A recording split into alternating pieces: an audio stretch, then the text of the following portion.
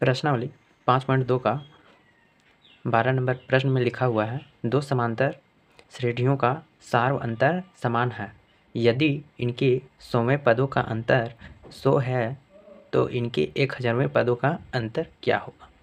इसमें दिया हुआ है दो समांतर श्रेणी है, यानी कि दो एपी है, और दोनों एपी में सार्व अंतर निकालेंगे तो वह समान मिलेगा। अब पहला एपी का 100वां पद और दूसरा एपी का 100वां पद, दोनों का डिफरेंस निकाला गया, दोनों का अंतर किया गया, तब वह कितना आया, 100 आया। पहला एपी का 100वां पद जो है उसको, और दूसरा एपी का 100वां पद जो है वो, दोनों का अंतर किया गया, वह कितना आया, 1000 आया। अब हमें क्या निकालना है कि दोनों एपी का 1000वां पद का अंतर क्या होगा। यानी कि पहला एपी जो दिया हुआ है, पहला एपी जो है उसका 1000वां पद और दूसरा एपी का 1000वां पद, दोनों का डिफरेंस, दोनों में कितना अंतर है वो ज्ञात करना है। सबसे पहले जो जो प्रश्न में दिया हुआ है उसको लिख लेंगे।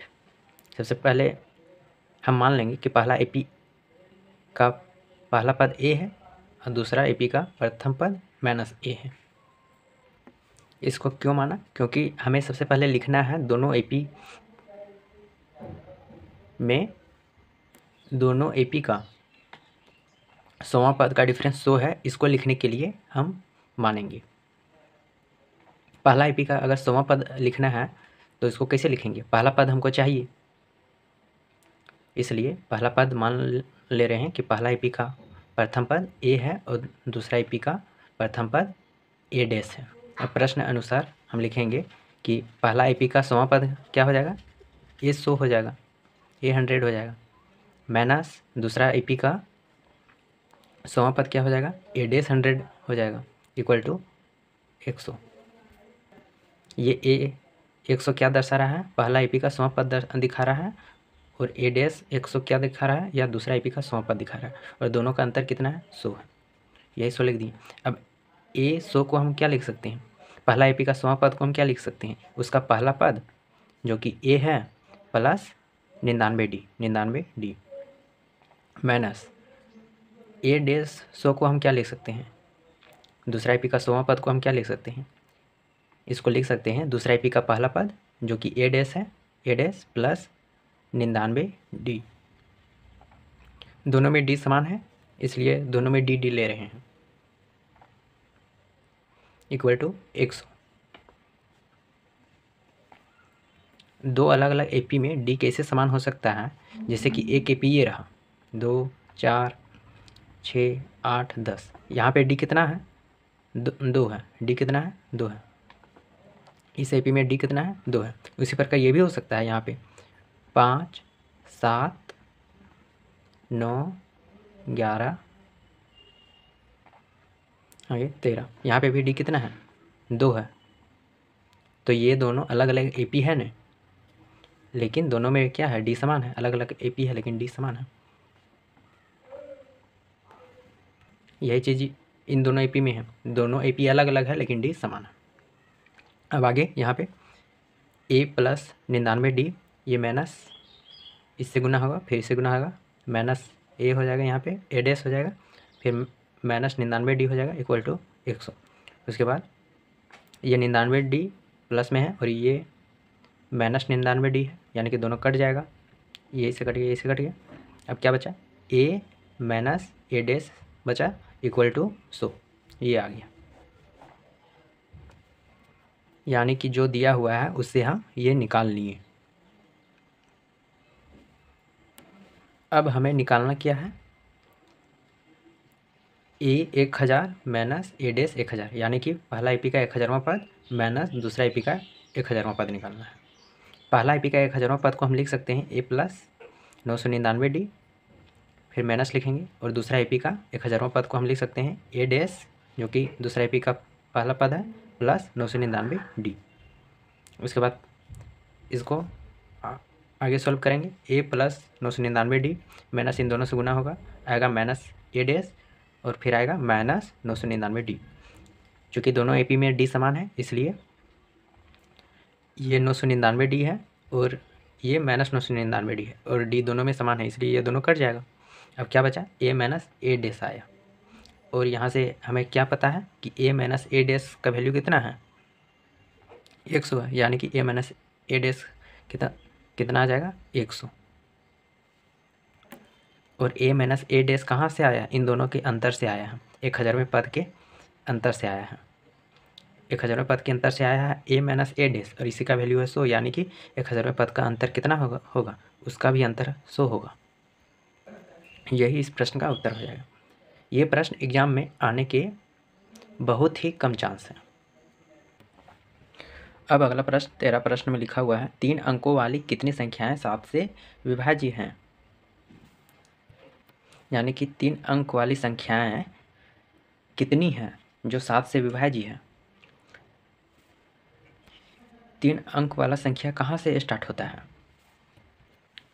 यह 100 से चालू होता है और कहाँ तक जाता है, 999 तक जाता है। अब हमें 100 के बाद से या 100 से यह पता करना है कि कौन सी पहली संख्या 7 से विभाज्य होता है।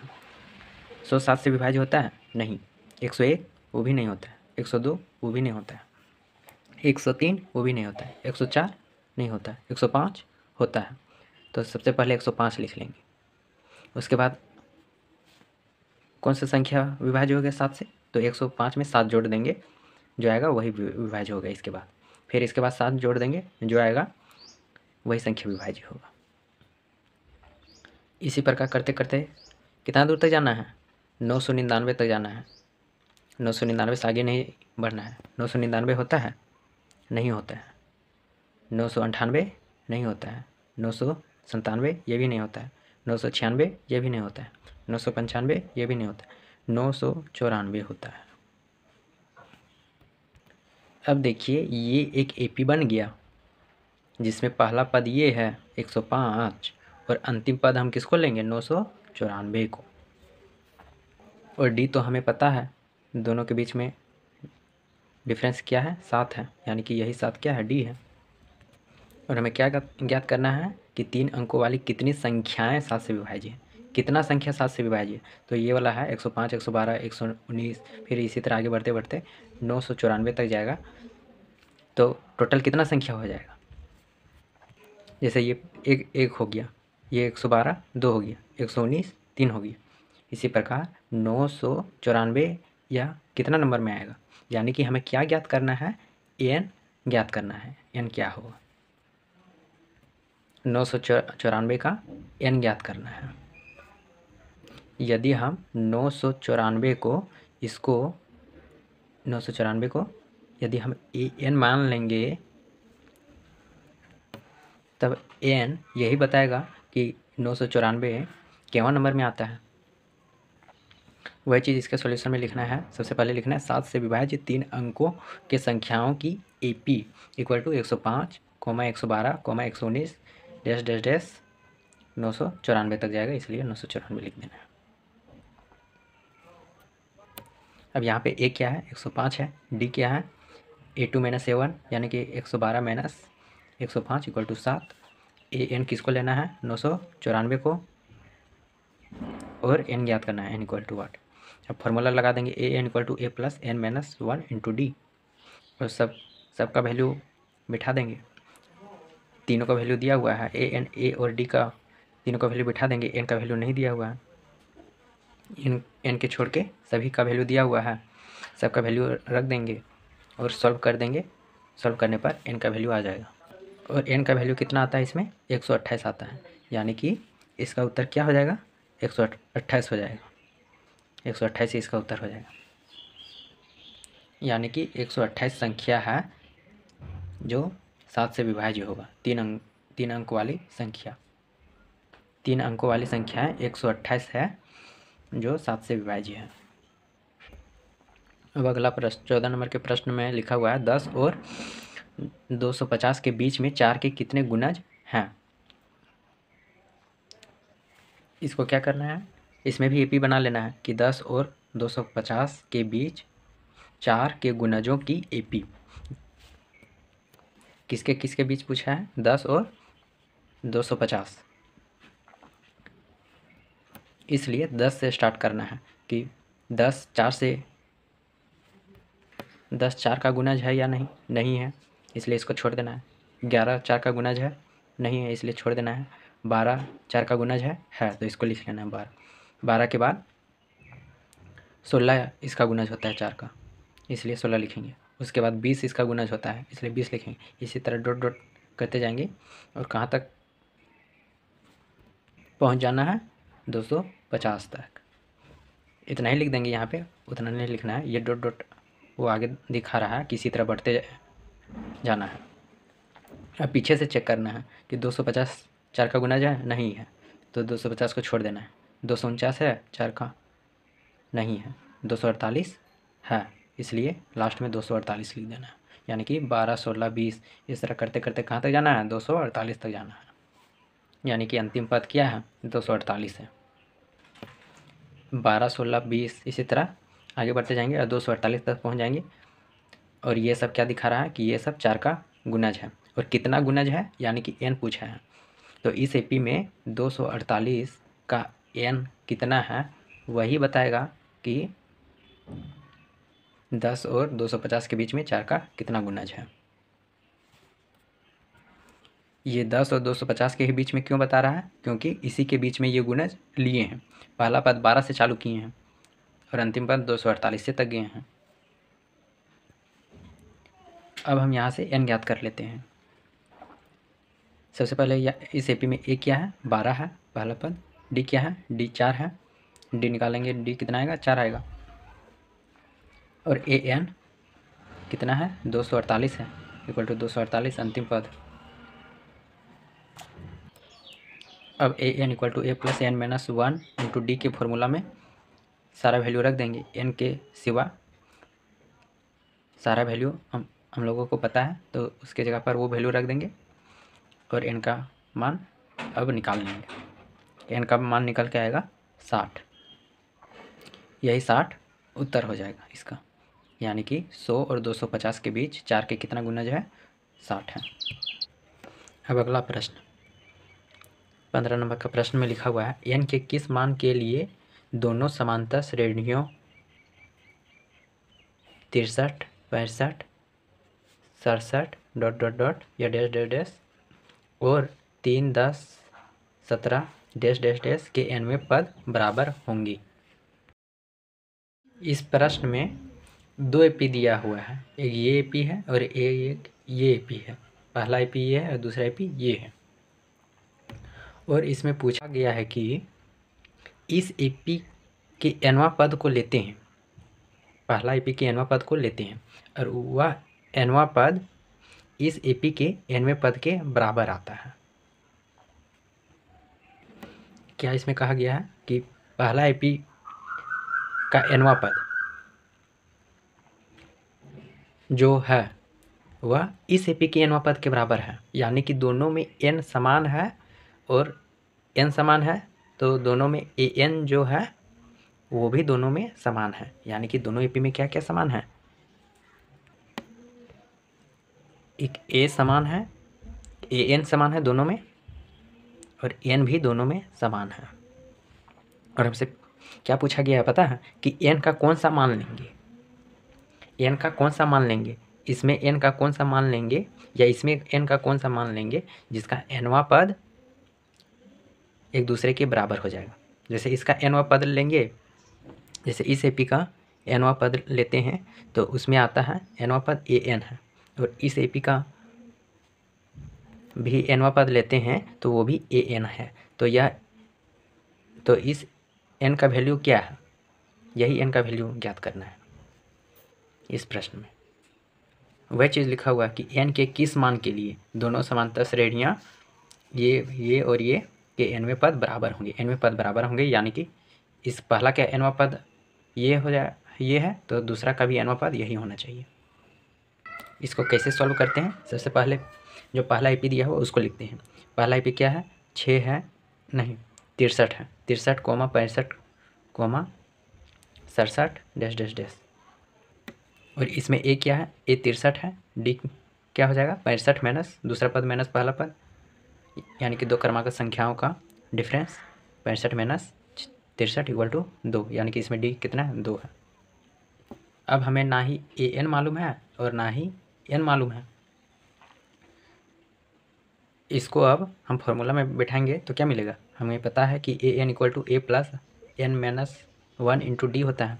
यहाँ पे ए का वैल्यू जो है 63 इसको बैठा देंगे, प्लस एन का वैल्यू नहीं मालूम है, यानी कि इसके जगह पर वही रहने देंगे एन माइनस 1 इंटू डी के जगह 2 है, डी का वैल्यू 2, इसलिए डी के जगह पर 2 बिठाएंगे इक्वल टू 63 उतर जाएगा 63 प्लस ये 2 को एन से मल्टीप्लाई करेंगे, फिर 2 को माइनस 1 से, 2 से एन को मल्टीप्लाई करने पर 2n मिलेगा और फिर 2 को माइनस 1 से मल्टीप्लाई करने पर -2 मिलेगा।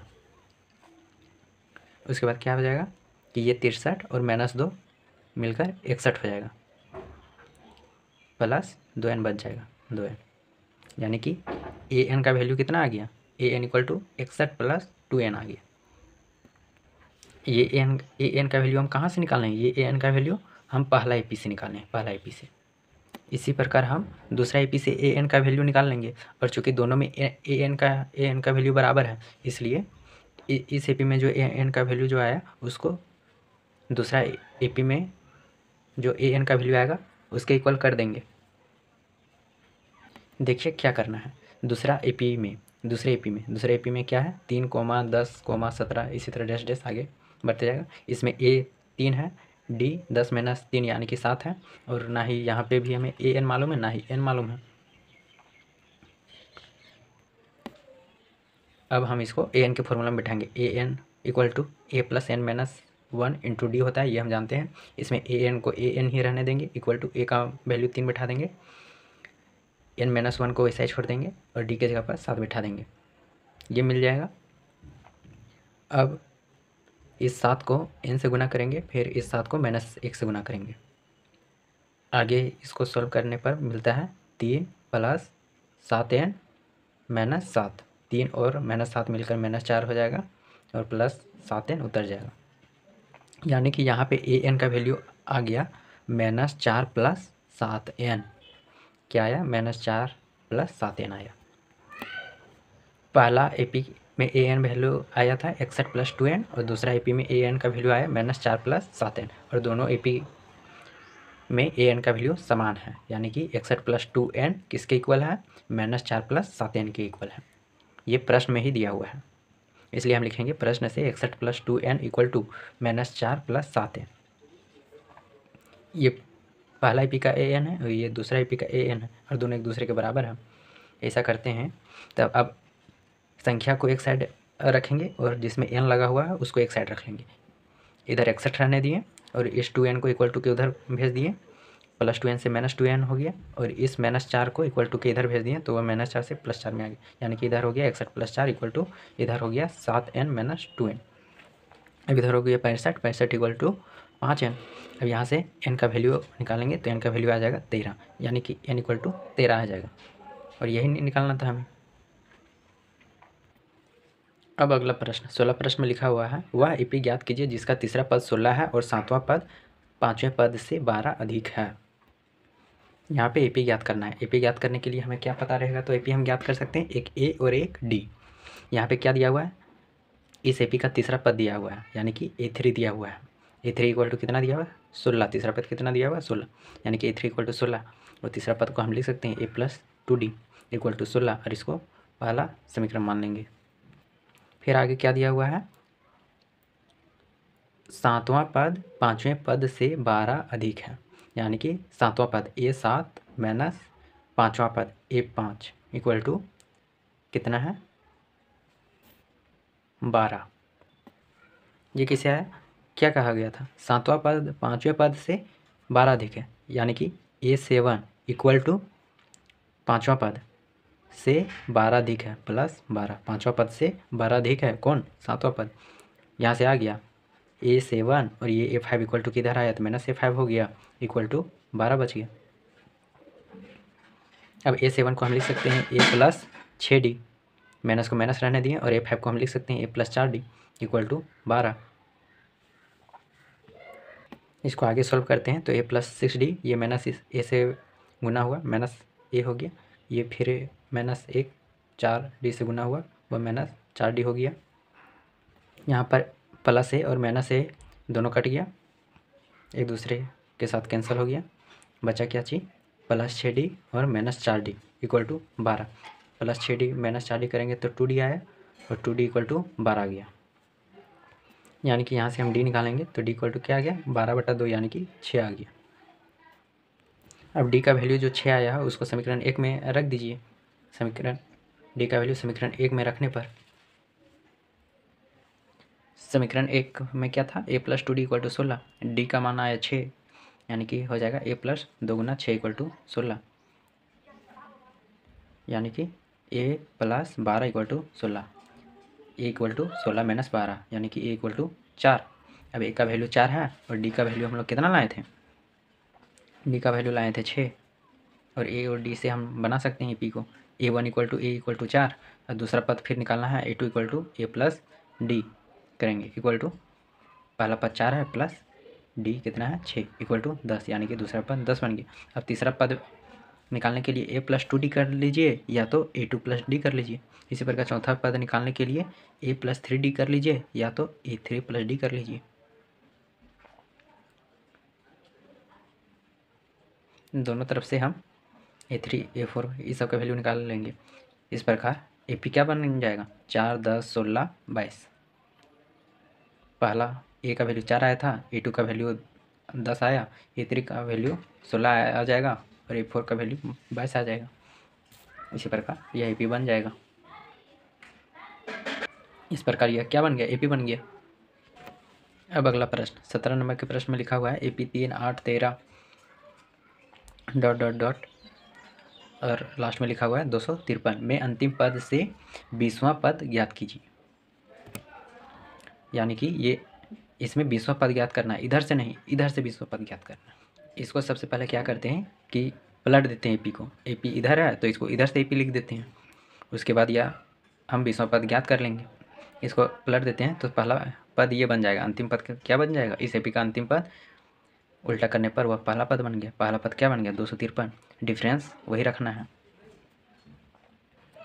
पलटने पर D केवल नेगेटिव में चला जाता है, D वही रहता है, केवल उसका साइन चेंज हो जाता है। जैसे इधर 5 है D का वैल्यू तो उधर कितना हो जाएगा -5 हो जाएगा। इधर +5 जोड़ते जा रहे थे तब यहाँ तक पहुँचे और हम अब क्या कर रहे हैं कि यहाँ से हम यहाँ जा रहे हैं।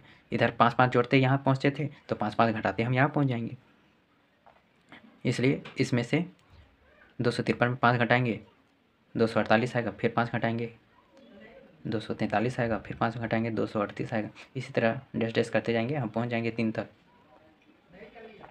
अब यहाँ पे हम a निकालेंगे, a क्या आएगा, a ये है 253 है, यहाँ पे d निकालेंगे तो d -5 आ जाएगा और n हमें ज्ञात करना है, 20वां पद ज्ञात करना है। यानी कि n का वैल्यू 20 लिखेंगे तभी an 20वां पद दिखाएगा। n जब 20 लेंगे तब an क्या दिखाएगा 20वां पद दिखाएगा इस AP का। अब an का फॉर्मूला हम जानते हैं, an equal to a plus n minus 1 into d होता है। यहाँ पे an के वैल्यू के अलावा सारा वैल्यू पता है, इसलिए हम यहाँ से an का वैल्यू ज्ञात कर लेंगे जो कि आता है 158 और यही इसका उत्तर हो जाएगा। अब अगला प्रश्न 18 नंबर के प्रश्न में लिखा हुआ है किसी AP के चौथे और 8वें पदों का योग 24 है तथा छठे और 10वें पदों का योग 44 है। इस AP के प्रथम 3 पद ज्ञात कीजिए। यहाँ पर क्या करना है AP बनाना है और AP के 3 पद लिखना है। AP ज्ञात करने के लिए हमें A और D पता होना चाहिए। सबसे पहले जो दिया हुआ है उसको लिख लेते हैं कि पहला स्थिति में क्या चीज़ दिया हुआ है। सबसे पहले क्या लिखा हुआ है कि AP का चौथा और 8वां पद का योग 24 है, यानी कि AP का चौथा पद A4 प्लस AP का 8वां पद A8, दोनों का योग कितना है 24 है, इक्वल टू 24। A4 को हम लिख सकते हैं A plus 3D plus A8 को हम लिख सकते हैं A plus 7D 7D equal to 24। AA 2A हो गया और 3D प्लस 7D 10D हो गया, यानी कि 2A plus 10D equal to 24। अब इसको और छोटा करने के लिए हम 2 से भाग दे देते हैं, यह समीकरण छोटा हो जाएगा। यानी कि 2 से भाग देते हैं तो क्या बचेगा, a प्लस 10 की जगह क्या किया जाएगा, 10 को 2 से भाग देंगे तो 5 आ जाएगा। a प्लस 5d, 24 को 2 से भाग देंगे तो वह 12 आ जाएगा, यानी कि यहाँ पे 12 हो जाएगा।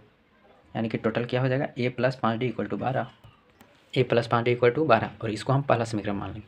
अब दूसरी स्थिति में क्या चीज़ दिया हुआ था, उसमें लिखा हुआ था कि छठा और 10वें पदों का योग 44 है, यानी कि छठा पद a6 प्लस a10 दोनों का योग कितना है, 44 इक्वल टू 44। a6 को हम लिख सकते हैं a plus 5d plus a10 को लिख सकते हैं a plus 9d equal to 44। a2a हो गया प्लस 5d 9d 14d हो गया इक्वल टू 44। अब इसको फिर 2 से भाग देंगे, इसको छोटा करने के लिए आ जाएगा a प्लस 14d की जगह 7d इक्वल टू 44 की जगह 22। और इसको हम समीकरण 2 मान लेंगे। अब हम समीकरण 1 और 2 को सॉल्व करके a और d का मान ज्ञात कर सकते हैं। वही चीज़ करेंगे। सबसे पहले लिखते हैं सॉल्व करने के लिए, समीकरण 1 में से 2 को घटाने पर घटाते हैं, घटाने पर क्या मिलता है, -2d इक्वल टू -10। अब यहाँ से d का मान निकल के आता है 5। अब इस d के मान को हम समीकरण 1 में रखेंगे। d का मान समीकरण 1 में बैठाने पर यह समीकरण 1 है, a plus 5d equal to 12। यहाँ पे d का मान 5 बैठाना है और 5 बैठाने पर a का वैल्यू आ जाएगा यहाँ पे -13। अब a का वैल्यू पता चल गया है -13 और d का वैल्यू मिल गया है 5, तब हम AP बना सकते हैं। ये a क्या चीज़ है, a है पहला पद, यानी कि a1 equal to a equal to -13, AP का पहला पद -13। a2 निकालेंगे तो a2 निकालने के लिए a प्लस d, a -13 है प्लस d कितना है 5 है, करेंगे -13 प्लस 5 क्या आ जाएगा, -8 आ जाएगा। इसी प्रकार a3 निकालेंगे तो a3 निकालने के लिए a प्लस 2d कर दीजिए या तो a2 प्लस d कर दीजिए। और इस प्रकार a3 यानी कि तीसरा पद का मान आ जाएगा -3। और हमें AP का प्रथम 3 पद ही ज्ञात करना था, इसलिए लिखना है, इसलिए AP का प्रथम 3 पद -13 -8 -3, यही उत्तर हो जाएगा इसका। अब अगला प्रश्न है, सुब्बा राव ने 1995 में 5000 रुपये के मासिक वेतन पद कार्य आरंभ किया और प्रत्येक वर्ष 200 रुपया की वेतन वृद्धि प्राप्त की। किस वर्ष में उसका वेतन 7000 रुपया हो जाएगा। इसमें लिखा हुआ है कि एक आदमी है सुब्बा राव, उसको स्टार्टिंग में 5000 रुपया मिला। कब मिला, 1995 में। फिर अगला साल उसमें से 200 रुपया बढ़ गया, यानी कि 5200 हो गया। फिर अगला साल उसमें 200 बढ़ गया, यानी कि 5200 में 200 बढ़ गया, कितना हो गया, 5400 हो गया। इसी प्रकार कौन सा वर्ष में 7000 हो जाएगा वही याद करना है। यहाँ पे AP क्या बना, AP बन रहा है 5000, 5200, 5400, इसी तरह बढ़ते बढ़ते कहाँ तक जाना है, 7000 तक जाना है। इसमें AP का पहला पद क्या है, 5000। अब इस AP में हमें A मालूम है, D भी मालूम है, D कितना हो जाएगा, 200 आ जाएगा। और अंतिम पद मालूम है, बच गया क्या, N। तो यहाँ से हम N ज्ञात कर लेंगे और N क्या बताएगा, इस 7000 का Nवां पद बताएगा। जैसे कि मान के चलिए N 10 आता है तो ये 7000 10वां पद हो जाएगा। यानी कि इस प्रश्न के अनुसार 10 वर्ष बाद इतना मिलेगा। और 10 वर्ष बाद करने के लिए क्या करेंगे, 1995 में 10 जोड़ देंगे। यदि N का वैल्यू 10 आया है तब N का वैल्यू जो आया है उसको जोड़ देंगे 1995 में। यहाँ पे हमने 10 एग्जाम्पल के लिए बताया, N का वैल्यू 10 एग्जाम्पल के लिए बताया है। वही चीज़ लिखना है कि यहाँ पे पहला पद A क्या था, A था 5000, D निकालेंगे, D आया 200 और AN अंतिम पद क्या है, 7000 और N याद करेंगे। AN का फॉर्मूला क्या होता है, AN equal to A plus N minus 1 into D। N को छोड़कर सारा वैल्यू पता है, इसलिए हम यहाँ से N का वैल्यू ज्ञात कर सकते हैं। इस प्रकार यहाँ से N का वैल्यू हम ज्ञात करते हैं तो N का वैल्यू हम पाते हैं 11, यानी कि 11 वर्ष के बाद उसका वेतन 7000 हो जाएगा। अब 11 वर्ष बाद यानी कि 1995 में 11 जोड़ेंगे तो वही होगा। 1995 में 11 वर्ष जोड़ेंगे तो जितना वर्ष आएगा, जो साल आएगा वही साल उसका वेतन 7,000 रुपये हो जाएगा। 1995 में 11 जोड़ते हैं तब वह 2006 आता है, यानी कि 2006 में सुब्बा राव का वेतन 7,000 रुपये हो जाएगा। अगला प्रश्न 20 नंबर के प्रश्न में लिखा हुआ है, रामकली ने किसी वर्ष के प्रथम सप्ताह में 5 रुपये की बचत की और फिर अपनी साप्ताहिक बचत 1.75 रुपये बढ़ाती गई। यदि nवें सप्ताह में उसकी साप्ताहिक बचत 20.75 रुपये हो जाती है तो n ज्ञात कीजिए। क्या किया कि रामकली ने पहला सप्ताह में 5 रुपया बचाया, फिर अगला सप्ताह में 1.75 रुपया बढ़ा के बचाया, यानी कि 6.75 हो गया। 5 रुपया में 1.75 जोड़ देंगे तो वह कितना हो जाएगा, 6.75 हो जाएगा। यानी कि दूसरा सप्ताह वह कितना बचाया, 6.75 रुपया बचाया। फिर अगला सप्ताह इसी तरह उसमें से 1.75 रुपया बढ़ाते गया और उतना बचाते गया। यानी कि यहाँ पे एपी क्या बन गया, 5,6.75। इसमें फिर 1.75 जोड़ेंगे तो वह क्या आ जाएगा, 8.50 आ जाएगा। इसी प्रकार बढ़ते बढ़ते वह 9वें सप्ताह में कितना बचा लेती है, 20.75 रुपया बचा लेती है। यानी कि अंतिम पद कितना ले लेना है, 20.75 ले लेना है। और हमें यह ज्ञात करना है कि कौन सा सप्ताह में वह इतना रुपया बचाती है, यानी कि इसका वैल्यू बताना है कि यह केवल पद में है।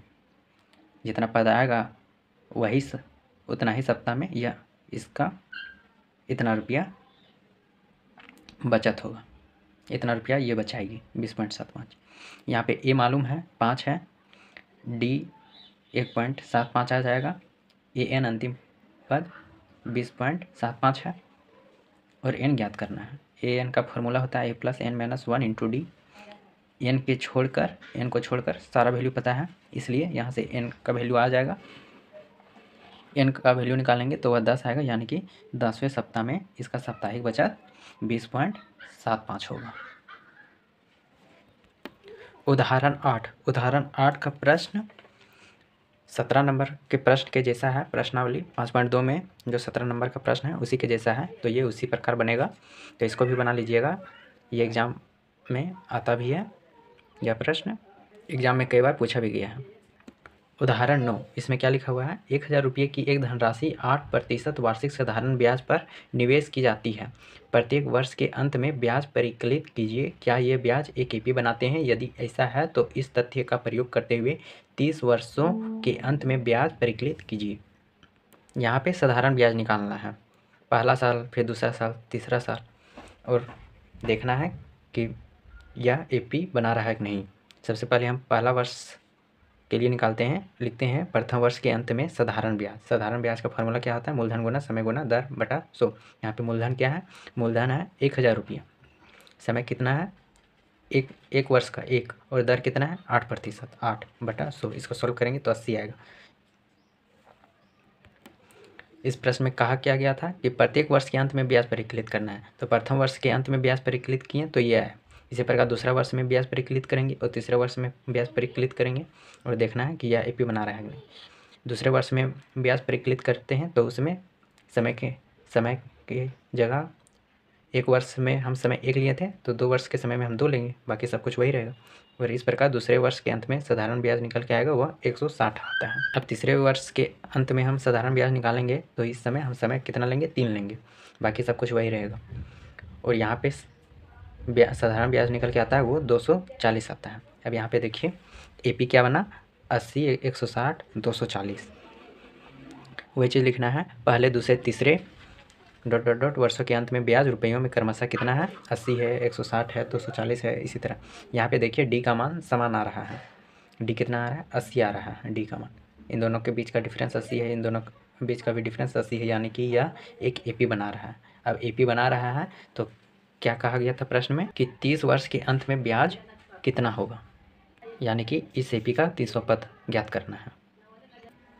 एपी में हमें ए डी एन मालूम है, तब हम ए एन ज्ञात कर सकते हैं, और ए एन ज्ञात करते हैं जब हम n का वैल्यू 30 लेते हैं तो an क्या बताएगा, an A30 बताएगा, और A30 क्या आता है, सॉल्व करने पर यहाँ पे आएगा 2400, यही उत्तर हो जाएगा। यानी कि हम लिखेंगे अतः 30 वर्षों के अंत में ब्याज 2400 रुपया होगा। उदाहरण 10, इसमें लिखा हुआ है फूलों की एक क्यारी की पहली पंक्ति में 23 गुलाब के पौधे हैं, दूसरी पंक्ति में 21 गुलाब के पौधे हैं, तीसरी पंक्ति में 19 गुलाब के पौधे हैं इत्यादि। उसकी अंतिम पंक्ति में 5 गुलाब के पौधे हैं। इस क्यारी में कुल कितनी पंक्तियां हैं। यहाँ पे एपी क्या बना रहा है, स्टार्टिंग में 23 था, फिर उसके अगला वाला पंक्ति में 21 गुलाब था, फिर उसके अगला वाला पंक्ति में 19 गुलाब था। इसी तरह आगे हम आगे पंक्ति में बढ़ते गए, लास्ट में कितना मिला, 5 मिला। यह एक अब एपी के तरह हो गया। और अंतिम में कितना, कौन सा पद है, अंतिम में 5 है, यानी कि अंतिम पद कितना है, 5 है। और प्रश्न में पूछा क्या गया है कि कुल कितनी पंक्तियां हैं। 23 पहला पंक्ति में है, 21 दूसरा पंक्ति में है, 19 तीसरा पंक्ति में है, इसी प्रकार 5वां केवां पंक्ति में है, यही टोटल पंक्ति हो जाएगा। यदि n का वैल्यू 15 आएगा, इस एपी में n का वैल्यू 15 आता है, तो टोटल पंक्तियां यही हो जाएगा, 15 ही हो जाएगा। हमें इसी 5वां का n ज्ञात करना है। यहाँ पे a पता है, d पता है, d पता हो जाएगा, -2 आएगा, और an हम किसको लेंगे, 5 को लेंगे। उसके बाद हम n ज्ञात करेंगे, इसका n ज्ञात करेंगे, an का फॉर्मूला से इसका n ज्ञात कर लेंगे, आता है 10, यानी कि अतः फूलों की क्यारी में 10 पंक्तियाँ हैं। उम्मीद है मैंने जितना बताया है उतना आप लोगों को समझ में आया होगा। अब मिलेंगे अगले वीडियो में।